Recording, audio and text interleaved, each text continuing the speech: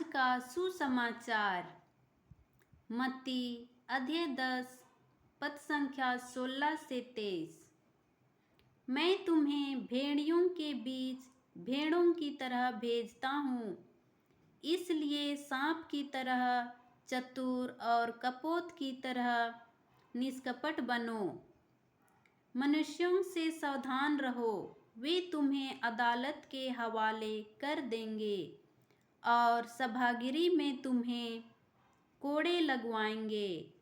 तुम मेरे कारण शासकों और राजाओं के सामने पेश किए जाओगे, जिससे मेरे विषय में तुम उन्हें और गैर यहूदियों को साक्ष्य दे सको।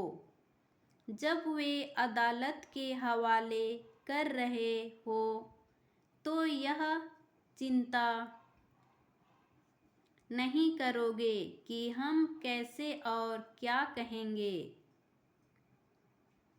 समय आने पर तुम्हें बोलने को शब्द दिए जाएंगे, क्योंकि बोलने वाले तुम नहीं बल्कि पिता का आत्मा है जो तुम्हारे द्वारा बोलता है।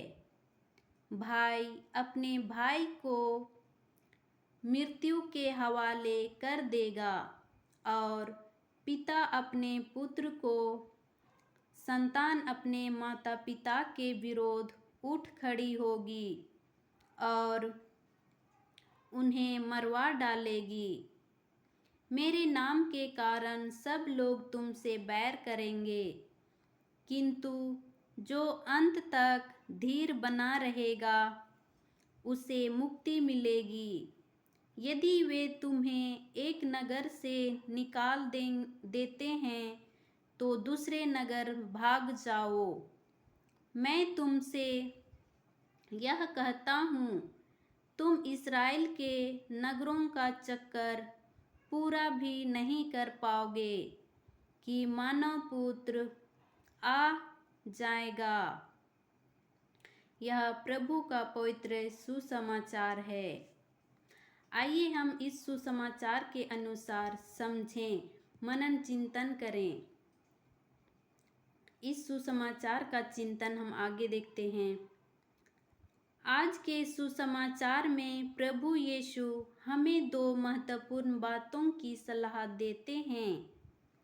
समाज में रहते समय हमें सांप की तरह चालाक और मेमने की तरह निर्मल रहने की आवश्यकता है, जो हमें अपने और दूसरों के प्रति उत्तरदायी बनाता है। जो भी वे कहते हैं, हमें पवित्र आत्मा के हाथों खुद को समर्पित करने की आवश्यकता है।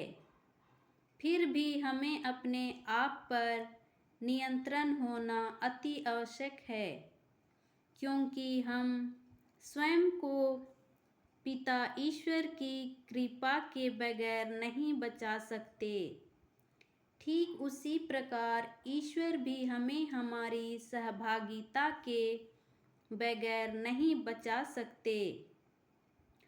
हम लोग शायद ही अनुभव ना करें, पर हमारे जीवन में उनकी उपस्थिति विभिन्न रूपों में मौजूद है।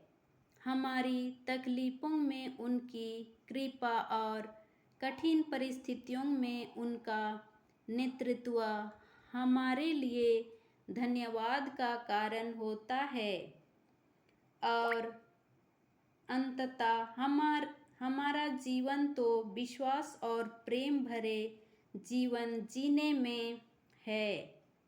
आइए ईश्वर के हाथों में हाथ डालकर भली भांति जीने का प्रयास करें, जैसे हमारे त्रित्व परमेश्वर हमें सच्चे मानवता को जीने का मंत्र देते हैं। आमीन। हालेलुया। जय मसीह के आप सभी को।